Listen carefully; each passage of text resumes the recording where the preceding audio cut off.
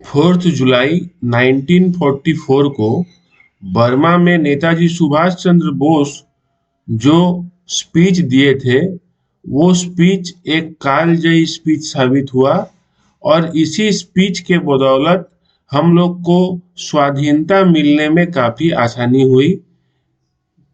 23 जनवरी नेताजी सुभाष चंद्र बोस का जन्मदिन के उपलक्ष्य में आज हम लोग आप लोग के सामने वही स्पीच को फिर से रखने जा रहे हैं ताकि नेताजी की याद हम लोग ताजा कर सकें।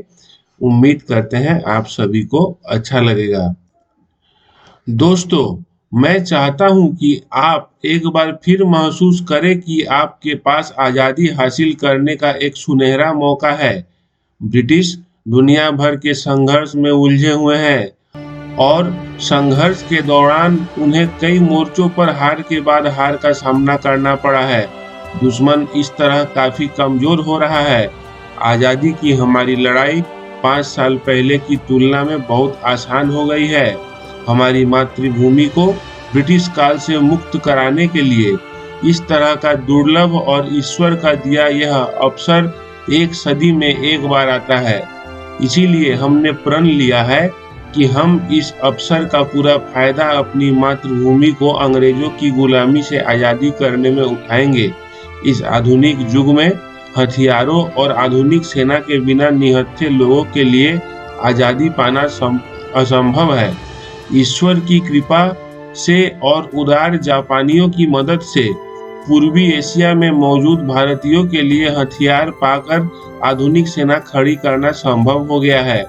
आजादी हासिल करने की प्रयासों में पूर्वी एशिया के भारतीय एकता में बंधे हुए हैं और धार्मिक और अन्य भिन्नताओं का जिन्हें ब्रिटिश सरकार ने भारत के अंदर हवा देने की कोशिश की, यहाँ पूर्वी एशिया में नामो निशान नहीं है। पूर्ण लामबंदी के कार्यक्रम के अनुसार मैंने आप लोगों से जवानों, पैसे और सामग्री की मांग की थी। जवानों के बारे में मुझे आपको यह बताते हुए खुशी हो रही है कि मैंने पहले से ही पर्याप्त भर्तियां प्राप्त कर ली हैं। हमें मुक्त हुए क्षेत्र के प्रशासन और पुनर्निर्माण के लिए सभी वर्ग के पुरुषों और महिलाओं की आवश्यकता है।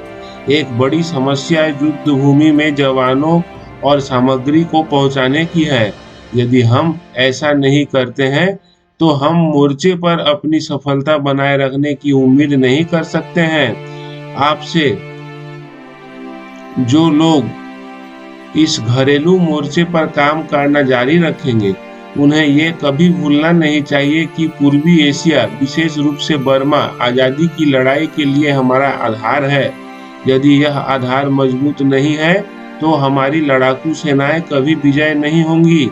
याद रखिए, यह एक संपूर्ण युद्ध है और केवल दो सेनाओं के बीच लड़ाई नहीं। आने वाले महीनों में और